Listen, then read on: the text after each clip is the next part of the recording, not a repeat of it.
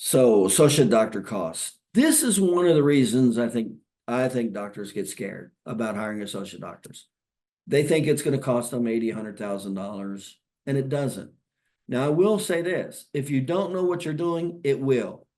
It will. I had a client who didn't learn any of this, hired an associate doctor.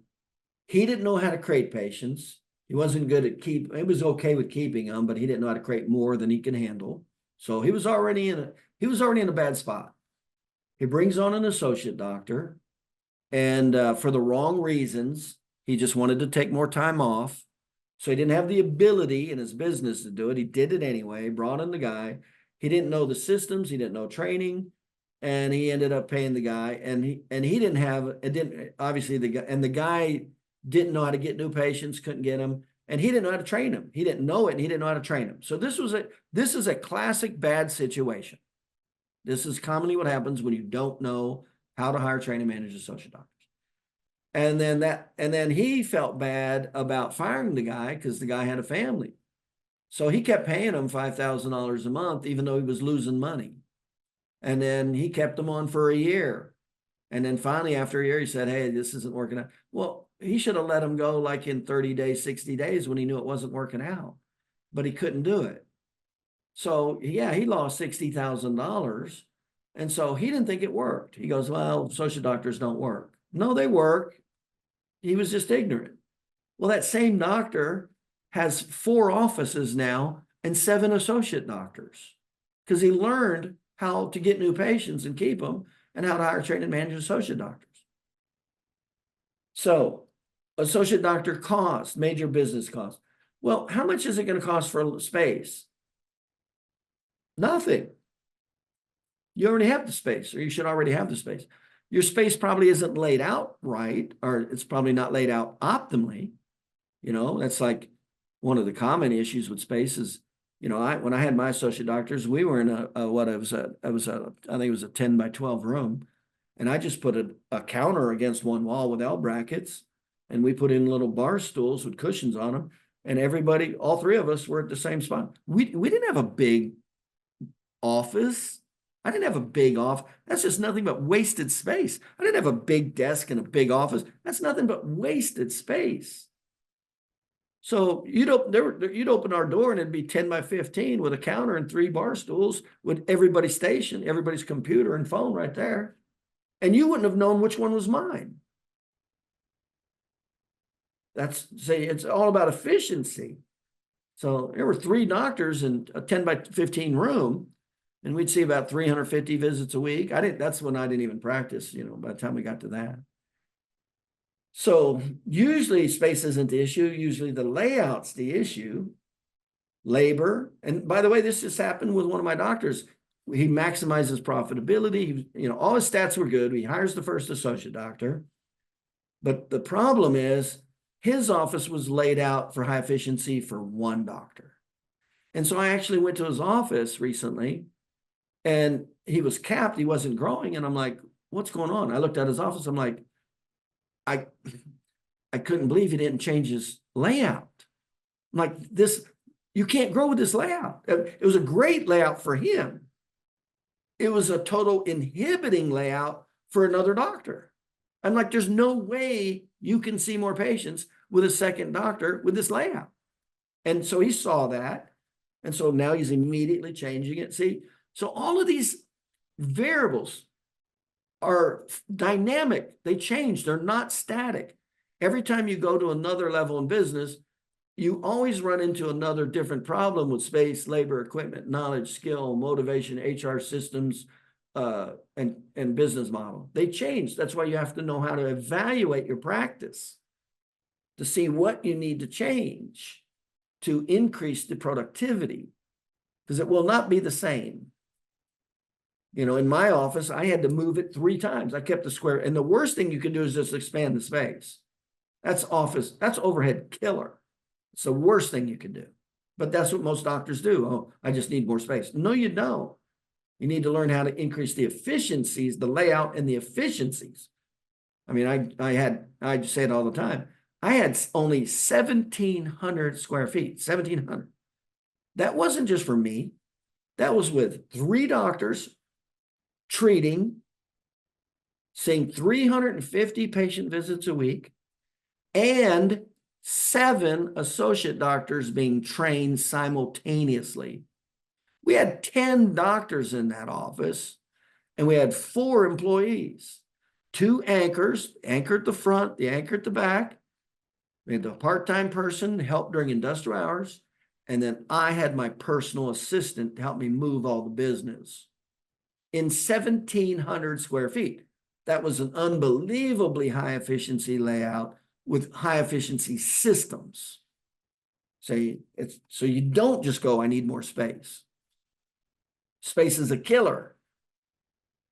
So labor, a lot of doctors go to labor. I had one doctor who hired a scribe. I'm like, oh, labor is your most expensive overhead at 13 to 15%. And he hires somebody just to take notes. I'm like, well, number one, you just significantly raised your overhead. Number two, it's not reproducible. You can't open another office, or you can, but now you got a major, you're going to have an overhead problem. So I'm always looking at these things. And in equipment, a lot of doctors buy one off. They'll buy, that's a big thing that's going on now that's terrible. Doctors are buying one piece of equipment. I'm like, as soon as 2 people come in for that equipment, they're now waiting and you just capture practice. And then it's an expensive piece of equipment. And then the equipment's not even a gateway. That's what's going on right now. I'm seeing it everywhere. You have to have enough equipment that whoever comes in, nobody's waiting for that equipment during industrial hours. And if somebody's waiting, then you better add another, the next piece of that equipment, or you won't grow. So the associate doctor cost, and the salary varies. It'll start from, it can start from nothing. You'll see when we go to the models that you can start from no salary. There's a model that starts with no salary to a very low salary, say 2,500. You can get up to higher salaries, but you can stair step them too, to match it with production. So you're not just cutting big checks. See, we don't want to get involved with that.